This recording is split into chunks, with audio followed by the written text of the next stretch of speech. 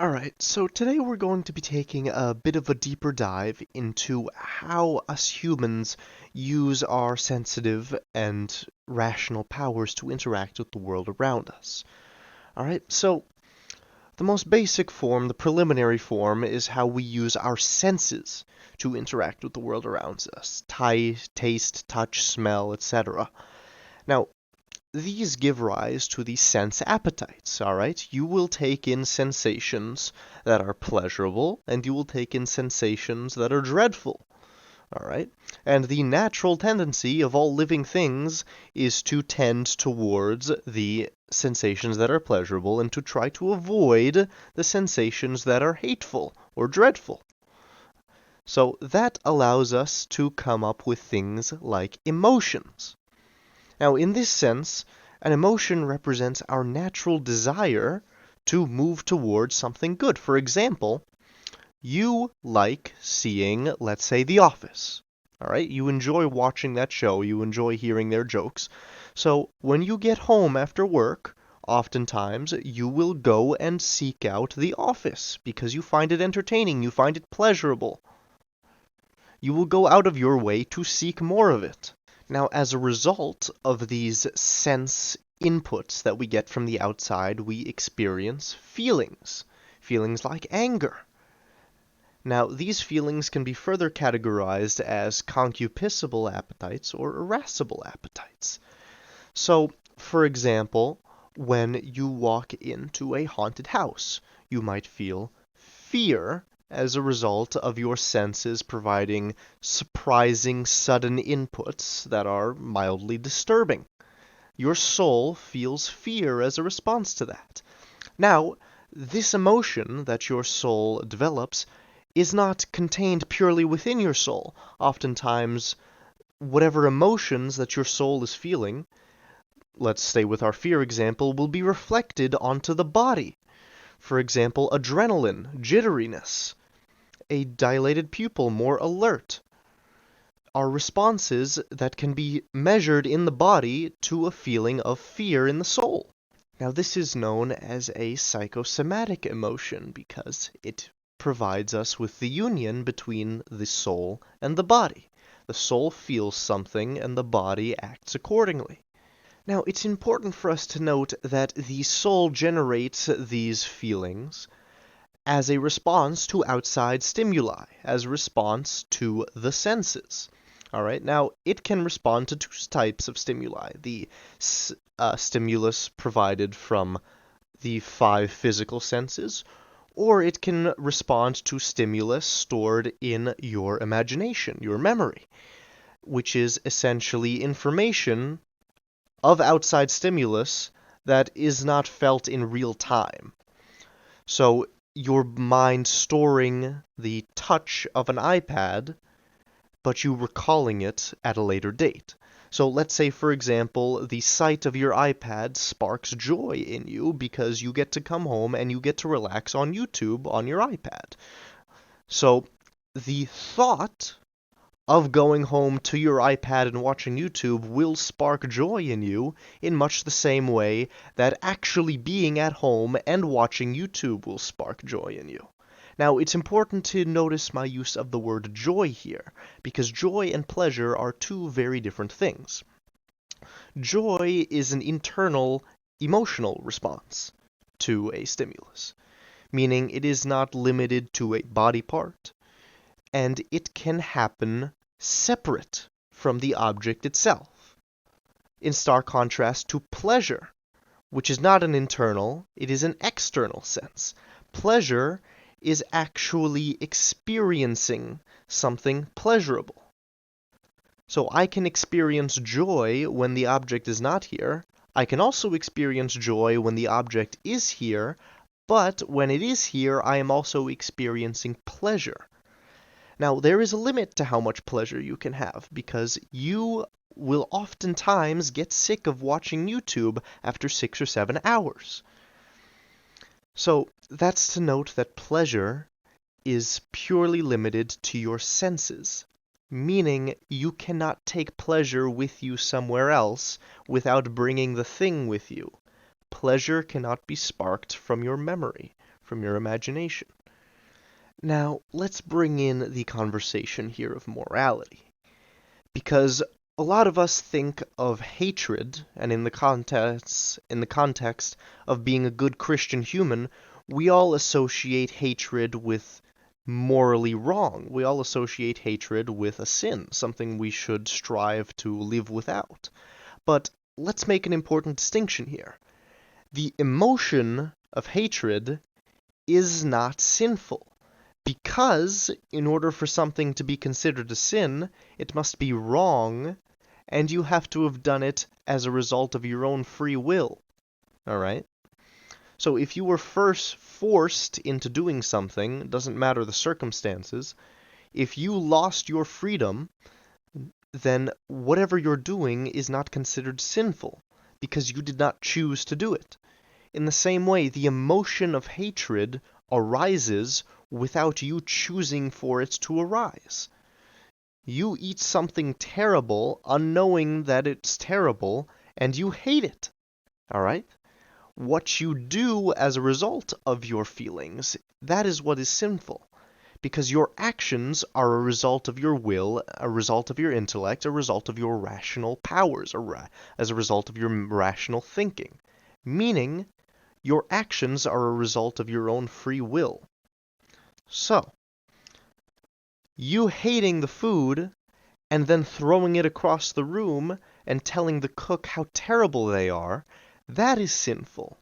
Because it is wrong, it's hurting the cook's feelings, and you're making unnecessary ruckus. And you did that as a result of your own motivation. Now, let's compare that with purely the feeling of hatred. Purely putting the food in your mouth, hating it, and then just refusing to eat more. Alright? That's not hurting anyone. That's not a sin. Now, as going off what I just said, we just established that sin is characteristic of free will. Without free will, you cannot have sin. So that means only humans are capable of sin, because only humans have free will. Let's look at animals, for example. Animals have sensitive powers. They are capable of appetition and sensation and all of this. So an animal doesn't have an intellect or a will. So when an animal feels an emotion, it's not able to act rationally on that emotion. Its response is governed by its instincts and by the input it is given. So, an animal who senses danger will run away. An animal that senses an opportunity for food will ultimately go and attack the animal and try to eat it. Now, that sounds horribly gruesome and sinful from a human, but perfectly normal for an animal. Because animals do not have the mind to choose. They are, as this is the exact wording I used in my introductory reflection essay to this course. I use these exact words. Animals are slaves to their instincts. I remember that vividly. And it's true. Animals are slaves to their instincts. They do not have free will, and thus they cannot sin. So let's go back to this distinction I made earlier. Humans, using their sensational powers, are capable of tending towards good stuff and tending away from bad stuff. Alright? It's very basic. You want to do more of the things you like, and you don't like to do more of the things you hate. So that can be broken up into the appetition. And the appetition is comprised of the concupiscible appetites and the irascible appetites. So the concupiscible appetites are appetites and emotions, I guess you can call them emotions, that are sparked as a result of evil that is easily avoidable, that is possibly avoidable, and good that is reasonably achievable.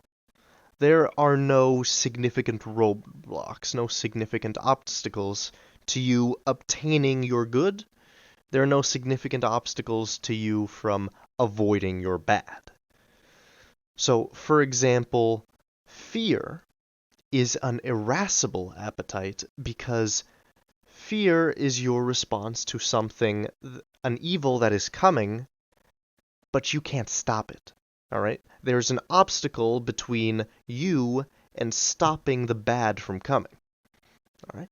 You're afraid of, let's say, getting robbed because there's nothing you can really do to prevent yourself from getting robbed. You can't go and capture every mugger in the nation. You can't carry around your wallet in a metal safe. There's no reasonable way to give yourself 100% assurance that you won't get robbed. That's why people are scared of being robbed. There's an obstacle between you and the prevention of an evil.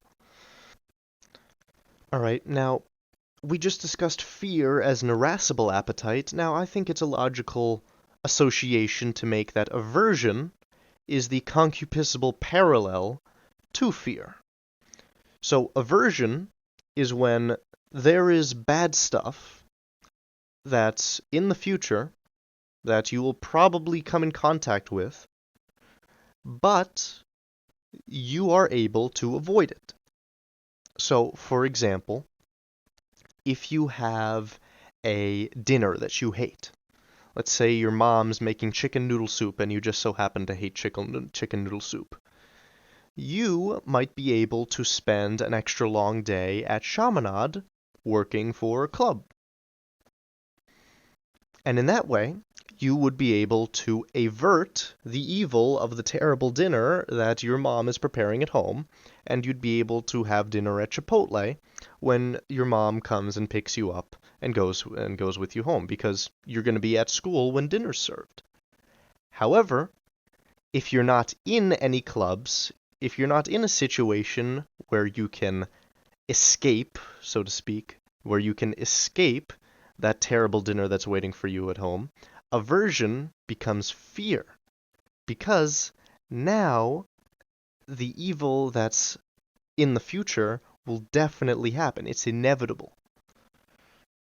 Alright, so we've been talking a lot about these things, bad and evil. But what exactly is evil? So we all know that God created this world to be good and right and just. So how could God create a world with evil? Well, the simple answer is he didn't. God created a world of good, and by our definition, evil is the absence of a good where we expected a good to be. So, for example, my computer that I worked very hard to build, my computer breaking is evil because it is the absence of a good, a working computer. So that's a physical evil, whereas a moral evil would be acting unreasonably or acting to the disservice of those around you. Now, the irascible appetites are often known as the aggressive drive because they kick in when there are obstacles in your path that are pretty unreasonable to overcome. So, let's use anger, for example. A lot of people like to channel their anger because there is some insurmountable obstacle that they need an extreme amount of motivation and an extreme amount of drive to overcome. So they wouldn't be able to do that acting purely off the concupiscible appetites. The irascible appetites provide your mind with the more aggressive oomph it needs. When have you accomplished something substantial purely motivated by the joy that it might bring? Maybe once in a while, but what's more likely is you were motivated by the anger of not having that joy. There you go. So let's say that in your future there is a good. Let's say getting into a very nice school. All right? And your emotion based off of that future is dependent on your senses and how your imagination interprets these senses. So if you have an 800 SAT and you have an 82 average, and your imagination interprets those senses as you're probably not going to get in, let me rephrase that, as in, you're almost definitely not going to get in, then you start to feel despair, because the good that you want to achieve has been deemed unachievable by your senses. However, if maybe you have a 1200 SAT and a 92 average, maybe it's still a reach, but you've got a considerable chance of getting in, a workable chance of getting in. That's where we get hope, where something's in your future, it's possible, but hope is an irascible appetite, meaning you still need to work. You still need to put in your aggressive drive in order to achieve that good. Now, a similar thing can be said in the difference between courage and fear. Courage is interpreting your senses from the outside world and believing that you can overcome an impending evil. Fear being the exact opposite, your senses telling you that the impending fear is inevitable, and you must prepare for the worst. So all of this talk about the appetites, your emotions, all of the things that drive you towards certain goals, certain ends. Now, all of this would be meaningless if you could not actually achieve the good, and if you could not actually avoid the evil. So, this brings about the reasoning behind our ability of locomotion. If you're a guy who loves lemons, you see a lemon on the counter, and you don't have the ability of locomotion, your desire for that lemon means nothing, because you will never ever be able to reach it. Animals and humans have the power of locomotion so as to achieve the ends that their sensational appetites drive them towards. All right? You cannot avoid the evil of a speeding truck if you're unable to jump out of the way. So, the entire goal of the human and animal sensational powers is to achieve what is good and avoid what is bad, what is evil, the absence of good, so as to constantly grow away from sin and towards the good. Thank you so very much for watching. You enjoy your life.